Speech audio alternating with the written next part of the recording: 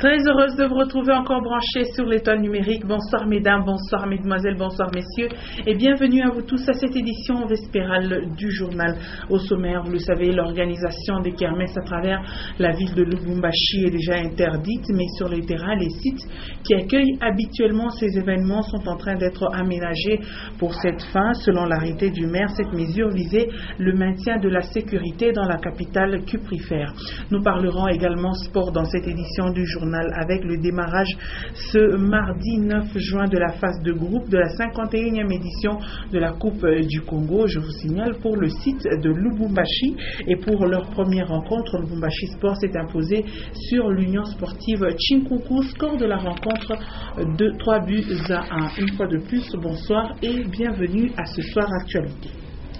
En dépit de l'arrêté urbain portant interdiction de l'organisation des kermesses à travers la ville de Lubumbashi, les sites habituels qui accueillent ces genres de manifestations sont en train d'être préparés pour cette fin. Cas du bassin de la ville et l'espace situé derrière le bâtiment du 30 juin. La pensée de l'arrêté de la mairie va dans le cadre de la sécurité de la ville, mais les organisateurs des kermesses ne l'entendent pas de cette oreille. C'est un constat de Léon Magloire Munga sur les images de Félix Kalombo. L'arrêté du maire de la ville interdisant l'organisation des kermesses à travers Lubumbashi court toujours. Et selon les sources proches de la division de culture et arts qui a toujours organisé les kermesses à Lubumbashi, l'argent perçu à cette division a même été remboursé pour organiser les kermesses durant les grandes vacances dans la ville cuprifère. Les raisons avancées par les autorités de la ville sont d'ordre sécuritaire. Mais sur les différents sites où s'organisent habituellement les kermesses, les réalités sont tout autres. En ce moment, l'enceinte du bassin de la ville subit des modifications. Des stands sont déjà en cours de construction et les travaux de salubrité s'y exécutent d'arrache-pied, tandis que les stands en pleine réservation. À en croire les propos des ouvriers à l'œuvre, l'inauguration de cette kermesse du bassin de la ville aura lieu, sauf changement de dernière minute, le jour de l'indépendance. Derrière le bâtiment du 30 juin, les choses ne font que commencer par là. Les stands commencent petit à petit à pousser, sous les yeux d'une poignée de personnes, apparemment des responsables de la dite kermesse. Cette année encore, l'on s'attend au phénomène des kermesses qui commenceront et qui aussitôt seront dispersées par l'hôtel de ville. Et ce 9 juin, l'on célèbre la journée des archives, une journée instituée pour élever l'importance des archives dans plusieurs domaines, notamment avec la reconstitution de l'histoire. L'archivage intervient dans plusieurs domaines et a connu plusieurs modifications, surtout avec la mondialisation. Linda Lucalo nous en parle. Les archives, des documents qui renseignent sur le passé et constituent la gestion du patrimoine, quel que soit le domaine. Les supports des archives sont légion et ont évolué avec le temps. Aujourd'hui, avec la modernisation des supports et la possibilité pour tous et chacun d'accéder, de produire ou de copier par lui-même tout événement. Manifestation officielle, l'opportunité est très grande de produire et d'acquérir encore plus d'archives. Il faut signaler le rôle combien important que jouent les archives dans les domaines de la recherche scientifique, de la conservation des acquis et des souvenirs du passé, susceptibles d'améliorer le présent et de baliser l'avenir. La difficulté actuellement est celle liée à la formation des archivistes. Archiver demande au préalable une logique dans l'archivage en fonction soit des chiffres ou de l'alphabet, de façon à y accéder aisément en cas de besoin.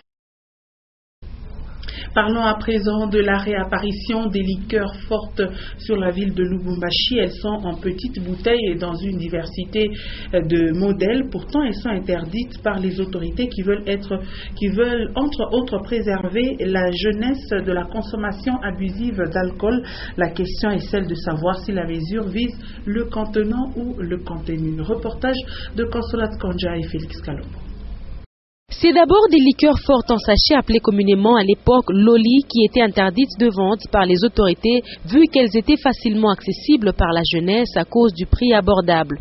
Par la suite, après une lutte acharnée des services de contrôle, les liqueurs en sachet ont disparu pour faire place aux grandes bouteilles. Mais actuellement, ce sont les petits formats qui sont en vogue avec des pourcentages d'alcool allant jusqu'à 43% et que l'on obtient à partir de 500 francs congolais. En plus, ces petites bouteilles en verre sont jetées sur les routes et les débris sont visibles et dangereux, notamment pour les véhicules, Les conducteurs s'en plaignent.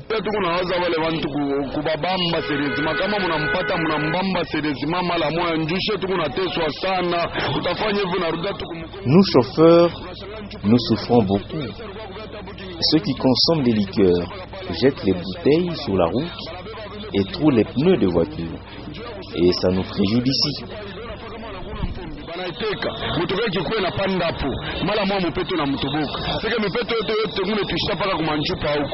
Outre ces liqueurs en petites bouteilles, certaines sources révèlent également la vente clandestine de l'alcool indigène appelé 500. L'on se demande alors si la mesure d'interdiction visait les emballages ou le pourcentage des contenus.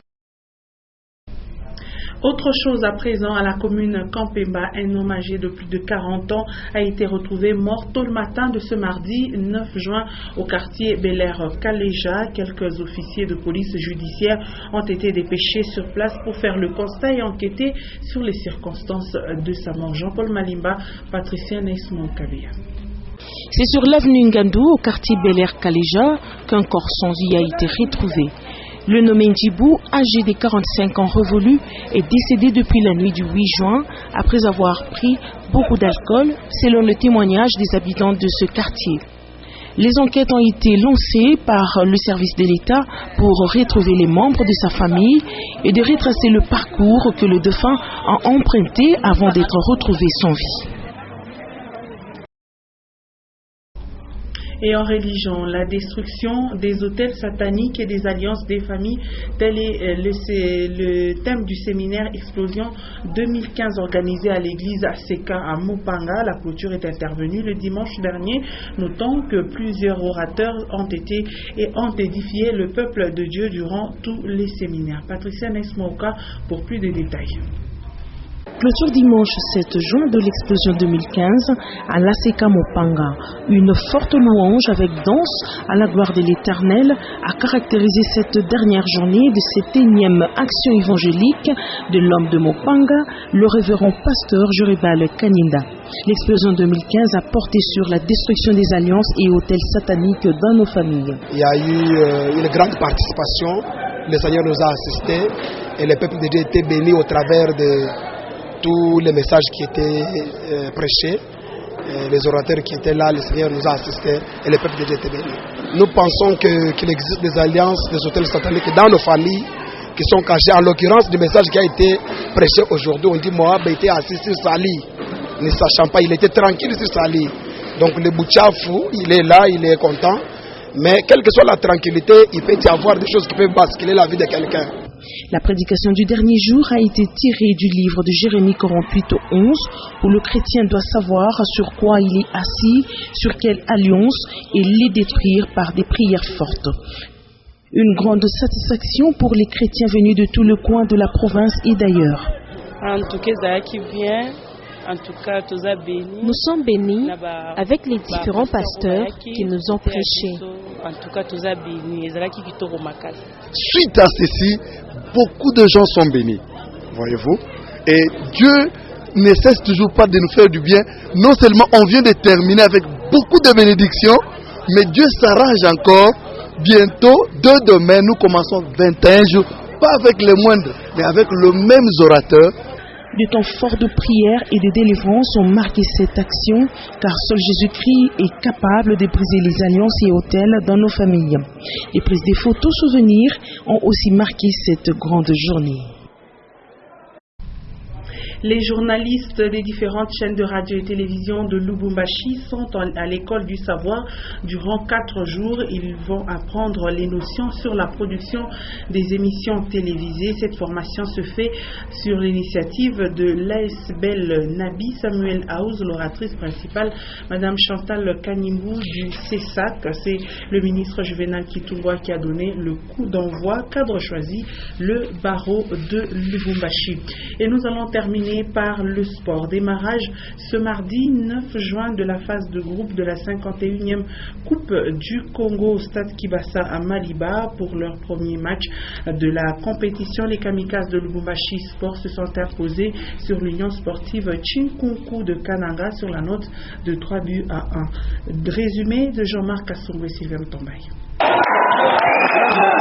La danse de Pongo et ses coéquipiers au stade Kibasa, c'est pour saluer l'ouverture du score de l'US Chinkunku de Kananga face aux Kamikazes de Lubumbashi Sport. L'ex-Union Saint-Giroise, dominée de l'entame de la partie par Lubumbashi Sport, va marquer sur sa première attaque. L'action part de ses corners mal renvoyés par Kabasele. Pongo, qui suivait l'action, va à la 14e minute de jeu inscrire le premier but de l'équipe de Kananga. En manque d'inspiration, les Kamikazes vont à plusieurs reprises manquer l'égalisation. Il faudra attendre les temps additionnels de la première période pour voir la réaction de l'équipe d'Edmond Baz. Sur une attaque placée, Mekim Palang va s'éjeter sur ses ballons pour arracher l'égalisation. Le fils Makassou, une minute plus tard, n'est pas loin de réaliser son doublé. Mais le portier Nketani s'est bien couché sur les ballons. C'est sur la note d'un but partout que l'international arbitre Jean-Jacques Ndala va renvoyer les deux équipes au vestiaire. En deuxième période, Chinkunku recule, Chinkunku est dominé et Chinkunku va encaisser un autre but. Les Kamikazes seront récompensés à la 73e minute de jeu. Le but porte la signature des Nengelois, entré en cours de jeu. Un autre coaching payant de Baudouin Lefombo, coach des Kamikazes, c'est celui des Kapanga. À 4 minutes de la fin, il est aussi à la conclusion d'une attaque bien placée. Et c'est là pour le 3-1. La suite ne sera qu'une succession des occasions ratées par le poulain de Baudouin Lefombo, qui sont revenus de loin dans ces matchs.